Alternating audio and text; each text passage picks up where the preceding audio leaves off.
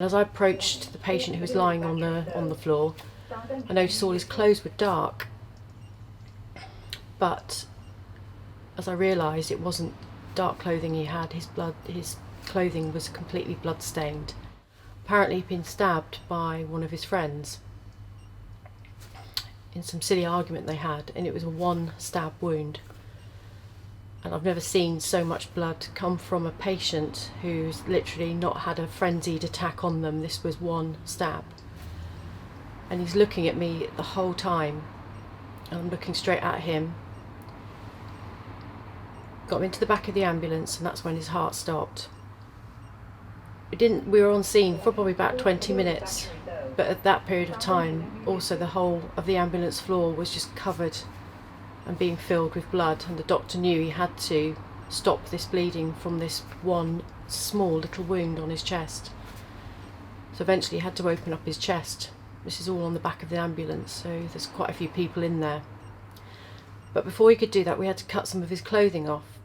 And what thing sticks with me is getting his mobile phone and putting it on the side right in front of me. And just as we did that, and the doctor had opened his chest to try and see where the exit wound had gone in his heart, a text lit up on his phone from his mum. And literally his mum said, "I've just come out the supermarket, I've got our food, I'll cook tea when we get home, shall I pick you up on the way? Love, Mum." And that struck a chord for me, the fact that while we're doing this, we've got her son who's dead in front of us, and we're trying to restart his heart, while she's coming out the supermarket totally unaware of the terror that she was about to face. We then got to hospital. Minutes had passed. The next minute, as I looked to my left, and we'd handed the patient over to the team, they didn't work on him very long because they realised there's nothing more that could be done. I saw this woman being escorted into the hospital and put in the family room, and instantly I knew that was his mum.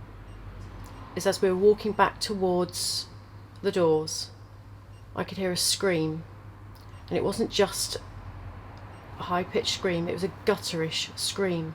And I looked through the doors and I could see his mum being told exactly what had happened. She was still in this cold room on her own with 2 nurses and a consultant, being told that her son had been killed. She was screaming and crying and throwing herself on the floor with sheer absolute devastation. I can't imagine what she must have been going through. I felt I had no choice. I had to go in that room and just hold her hand. I'll help her up off the floor because no one else was doing this. She was begging us all, "Please try again, please try again." And the consultant was quite cold. He had to be, to say no, there's nothing more that can be done. And I just said to her, because I couldn't think of anything else to say, he wasn't on his own when he died, we were with him. And another poignant thing that she said to me was, "You might have heard his last breaths, but I always heard his first."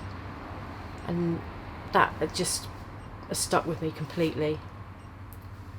You know, that's her boy, that's her son. She gave birth to him, as she said to me.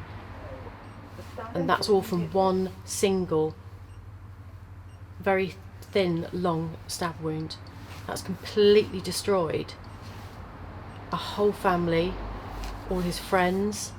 It's affected the police officer that I work with. It affected the ambulance crew.